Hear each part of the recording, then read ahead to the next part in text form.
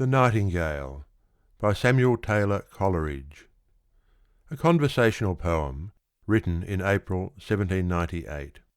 Narrated by Denis Daly.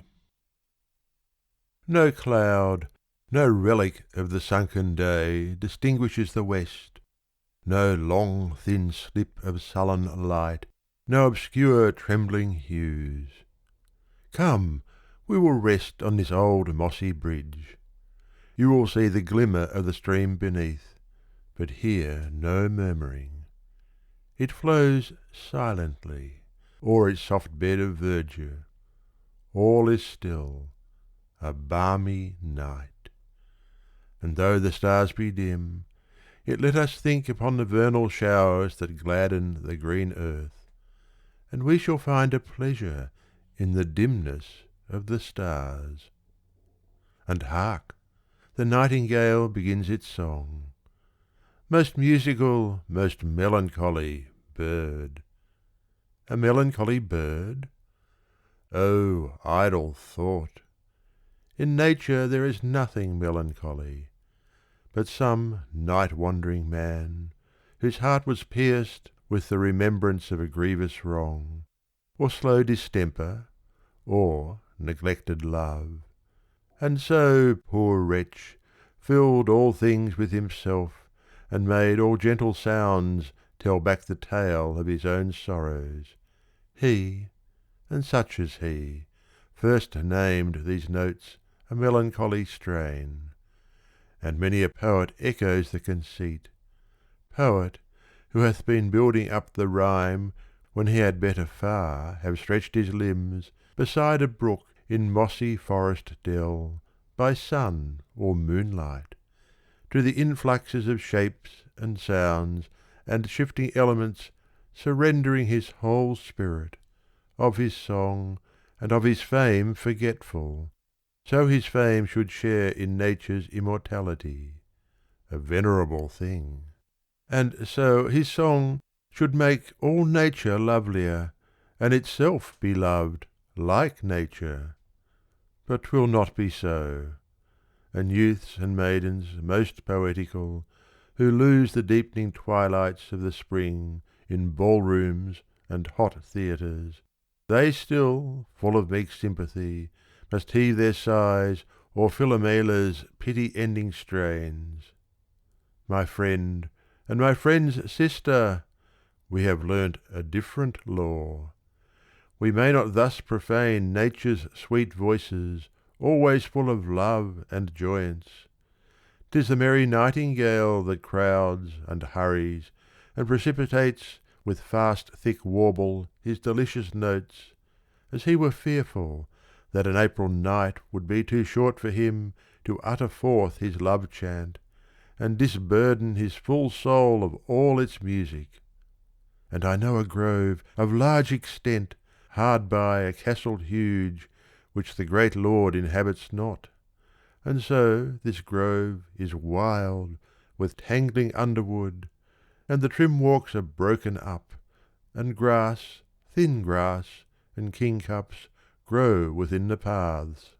But never elsewhere in one place I knew so many nightingales, and far and near, in wood and thicket, over the wide grove they answer and provoke each other's songs, with skirmish and capricious passagings, and murmurs musical, and swift jug-jug, and one low piping sound more sweet than all, stirring the air with such an harmony, that should you close your eyes, you might almost forget it was not day.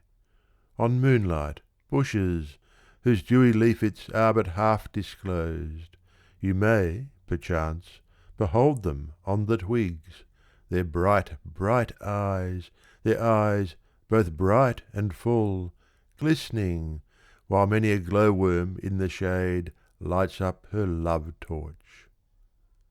A most gentle maid, who dwelleth in her hospitable home hard by the castle, and at latest eve, even like a lady vowed and dedicate to something more than nature in the grove, glides through the pathways. She knows all their notes, that gentle maid.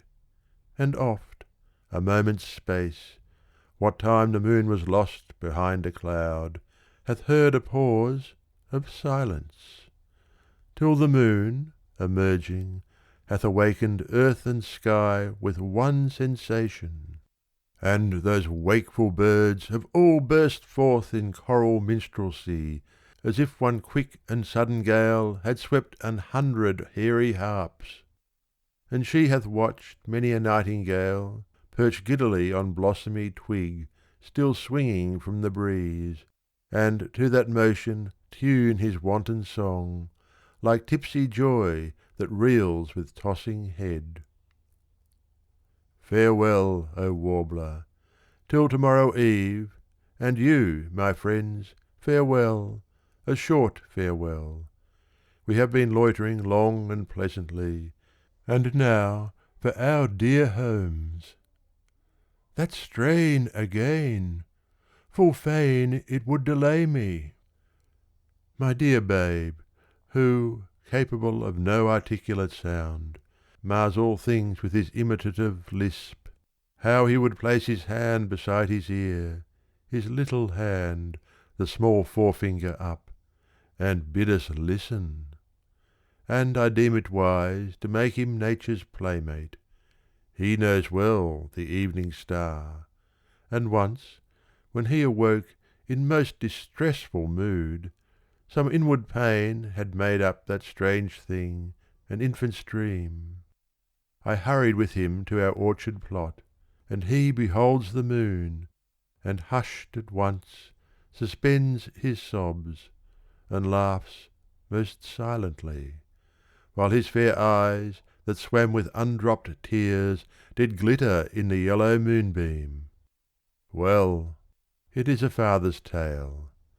But if that heaven should give me life, his childhood shall grow up familiar with these songs, that with the night he may associate joy.